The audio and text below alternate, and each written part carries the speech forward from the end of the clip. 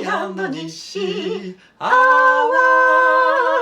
はい、こんばんは。こんばんは。アイ西アワーのお時間でございます。お時間でございます。では、今日も一日お疲れ様でした。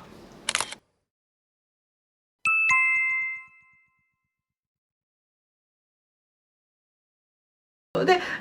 もう一つ言うと、私ね、レミゼは、好きですけど、先ほども言ったように音楽は好きなんです、けれどもやっぱりね年を重ねてくると、レミゼというストーリーとか、登場人物に、感情移入できない自分がおりまして、そうなんですよ。なんていうのかな、特に女性の登場人物がどうしようもなく不幸なんですよ。で不幸なまま、死んでいくというか、救いようのない終わり方しちゃうんですよ。で同じ女性として見てると、いやそれしか選択肢ないとかね。なるほどね。で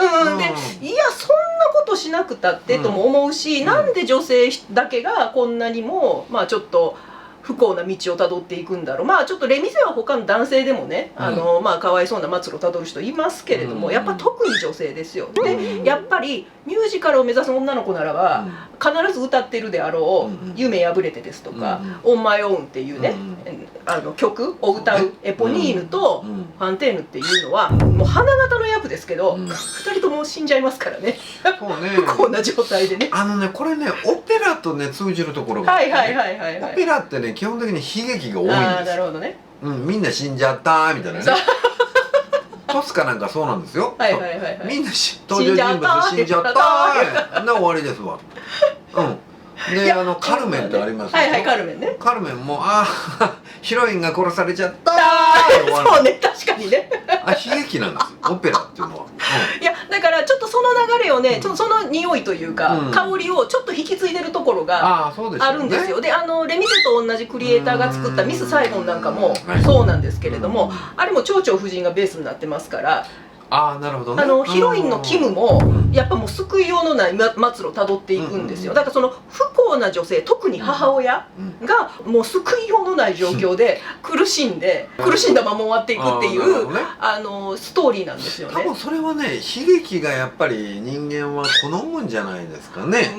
でもね、私も最初は若い時ほど美しいストーリーだなと思ってそれ見てたんですけれども、やっぱり年を重ねるにつれてリアリティがないっていうことね。ちょっと時代に合わない、時代に合わない、ごめんなさい、っていうふうに思うようになってきて、特にそのファンテーヌにしても、キムにしても、あとはエポニーヌにしても、いやもうちょっとどうにかならんかいねともうそれ言ってしまうとストーリーとして成立しないんですけど、ちょっとねそういうところがあって。そう時代に合わないっていう本当そこなんですよ。美しいストーリーかもしれないけれども、なんか母親が犠牲になる不幸な道をたどるっていうストーリーっていうのがちょっと私には言われる。時代に即してねやっぱり変化するべきだと思うんですね。私の会社の同僚で宝塚ガチファンがいらっしゃるっていう話をね前回したと思うんですけども、その方がね今度ベルサイユのバラ見に行くっていうわけですよ。ベルサイユのバラって言ったら宝塚でど定番でしょ。もう代表するような曲でしょ。そうやねん、行ってくるねん。で翌日聞きました、どうでしたって言ったら最高っていうね。すっごく良かった。何が最高かっていうとね、演出が変わったんです。ガラッと変わったの。それでねもう新たなベルサイユのバラをね体験することができてっていうふうにおっしゃってた。それを聞いてやっぱりね時代に合わせてやっぱブラッシュアップ宝塚さんされてるんだな。ほんまにそれ、ほんまにそれです。ほんまにそれです。なので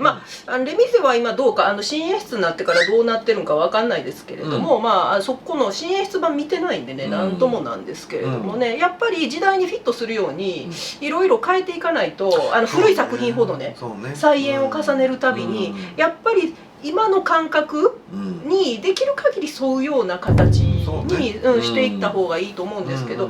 ちょっとレミゼはもともとそのベースに流れるそのストーリーとかキャラクターっていうのがどうしてもなんで、ちょっとね私もね最近と違和感感じるようになって、あんまりね魅力に感じなくなりました。ここでちょっと補足です。これら女性たちの共通点は、愛する人のために自分の幸せと命を犠牲にした悲劇のヒロインであるということです。彼女たちは確かに時代や体制の犠牲者ではありますが、その生き方を選択したのは他でもない彼女たち自身です。しかしそんな彼女たちが苦しみながら最後を迎えていく様を美しい音楽とドラマチックな演出で際立たせることで、その生き様がある種美化されているように感じ、私自身はあまり見ていて心地よくは思えなくなってきました。現在では明るく前向きに活躍するシングルマザーさんもたくさんいますし、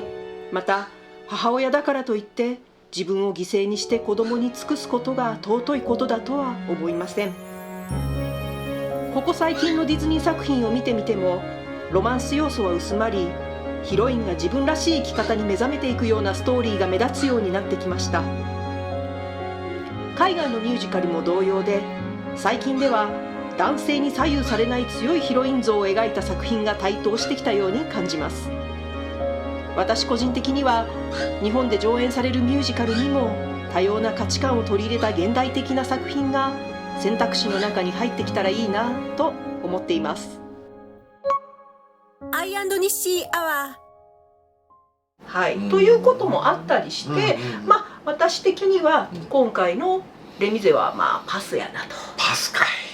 はい、俺は見に行こうかなっ